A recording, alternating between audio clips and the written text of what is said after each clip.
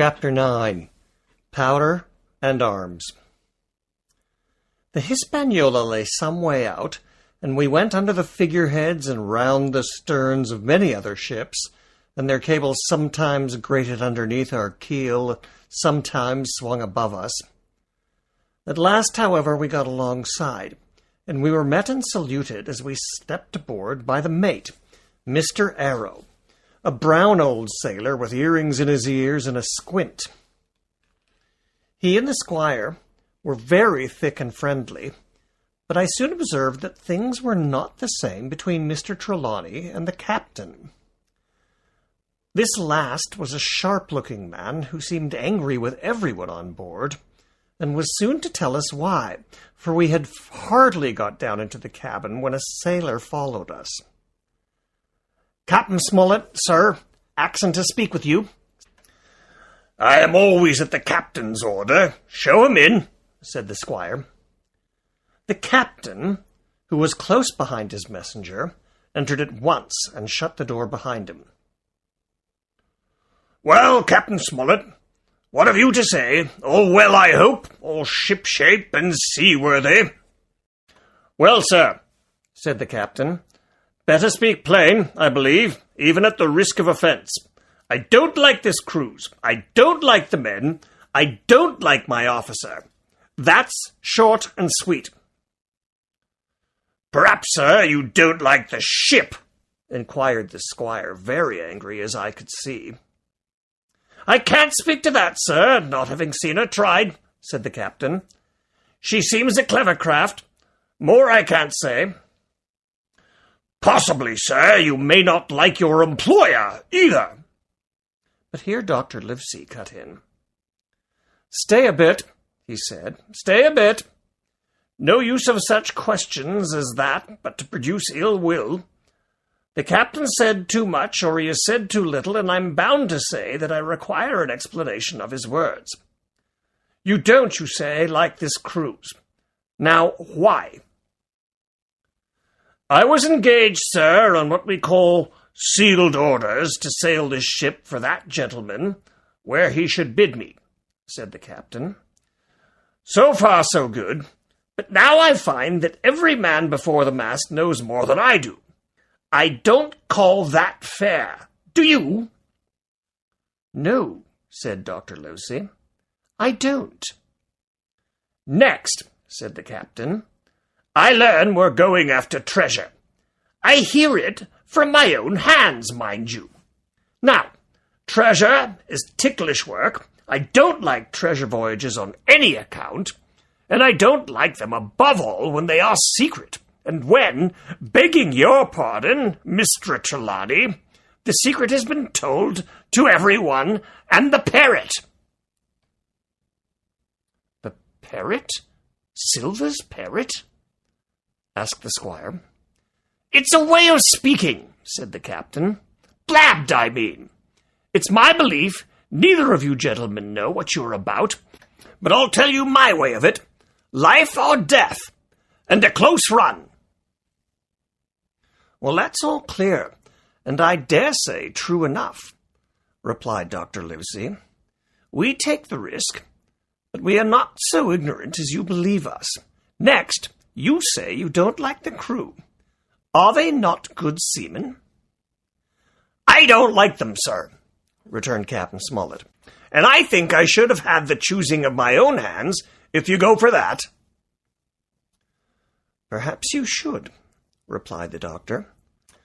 "My friend should, perhaps, have taken you along with him, but the slight, if there be one, was unintentional. And you don't like Mr. Arrow?" "I don't, sir. I believe he's a good seaman, but he's too free with the crew to be a good officer.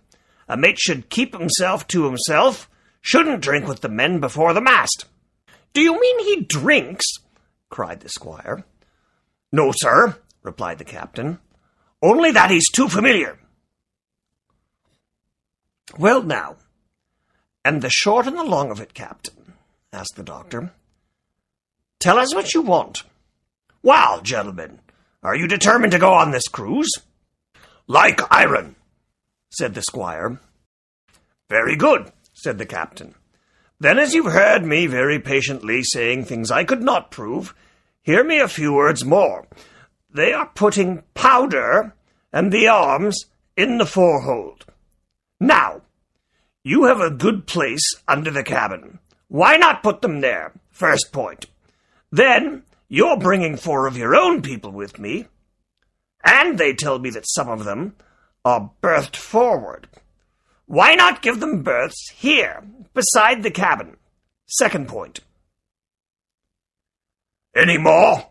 asked Mr. Trelawney. "One more," said the captain. "There's been too much blabbing already." "Far too much," agreed the doctor. "I'll tell you what I've heard myself," continued Captain Smollett, "that you've a map of the island, and that there's crosses on the map to show where the treasure is, and that the island lies—" and he named the latitude and longitude exactly. "I never told that!" cried the squire. "To a soul!" "The hands know it, sir," returned the captain. "Livesey, that must have been you, or Hawkins!" cried the squire. "It doesn't much matter who it was," replied the doctor, and I could see that neither he nor the captain paid much regard to Mr. Trelawney's protestations. Neither did I, to be sure. He was a loose talker, yet in this case I believe he was really right, that nobody told the situation of the island.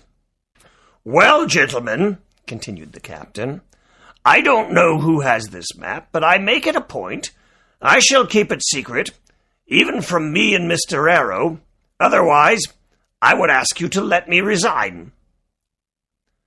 "I see," said the doctor. "You wish us to keep this matter dark, and to make a garrison of the stern part of the ship, manned with my friend's own people, and provided with all the arms and powder on board. In other words, you fear a mutiny." "Sir," said Captain Smollett, with no intention to take offence, "I deny your right to put words in my mouth. No captain, sir, would be justified in going to sea at all, if he had ground enough to say that. As for Mr. Arrow, I believe him thoroughly honest. Some of the men are the same. All may be, for what I know. I am responsible for the ship's safety and the life of every man jack aboard of her. I see things going, as I think, not quite right, and I ask you to take certain precautions or let me resign my berth, and that's all." "Captain Smollett," began the doctor with a smile, "did you ever hear the fable of the mountain and the mouse? You excuse me, I dare say, but you remind me of that fable. When you came in here, I'll stake my wig you meant more than this." "Doctor," said the captain, "you are smart. When I came in here, I meant to get discharged. I had no thought that Mr. Trelawney would hear a word." "No more I would," cried the squire. "Had Livesey not been here, I think I should have seen you the deuce. As it is, I have heard you. I will do as you desire, but I think the worst of you." "That's as you please," said the captain. "You'll find I do my duty." And with that he took his leave.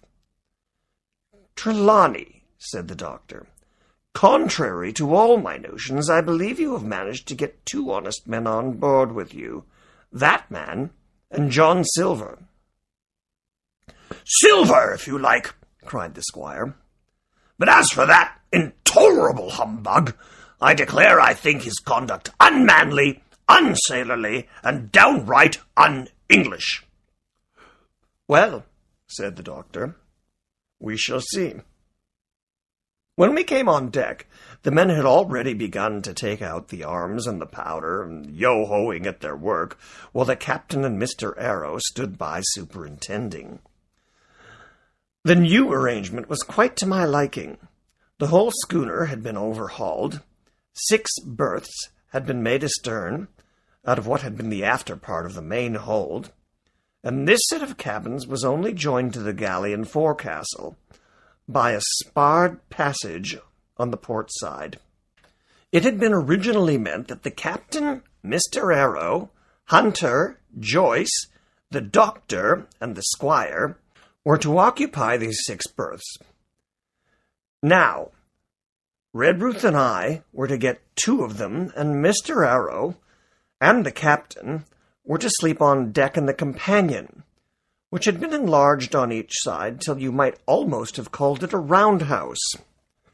Very low it was still, of course, but there was room to swing 2 hammocks, and even the mate seemed pleased with the arrangement. Even he, perhaps, had been doubtful as to the crew, but that is only a guess, for as you shall hear, we had not long the benefit of his opinion. We were all hard at work, changing the powder and the berths, when the last man or 2, and Long John Silver along with them, came off the shore boat. The cook came up the side like a monkey for cleverness, and as soon as he saw what was doing, "So ho, mates," said he. "What's this?" "We're a-changin' the powder, Jack," answers one. "Why, by the orders," cried Long John, "if we do, we'll miss the morning tide." "My orders," said the captain shortly. "You may go below, my man. Hands will want supper." "Aye, aye, sir," answered the cook, touching his forelock, and he disappeared at once in the direction of the galley. "That's a good man, Captain," said the doctor. "Very likely, sir," replied Captain Smollett. "Easy with that, men, easy." He ran on to the fellows who were shifting the powder, and then suddenly observing me examining the swivel we carried amidships, a long brass 9. "Hey, you, ship's boy," he cried. "Out of that! Off with you to the cook and get some work."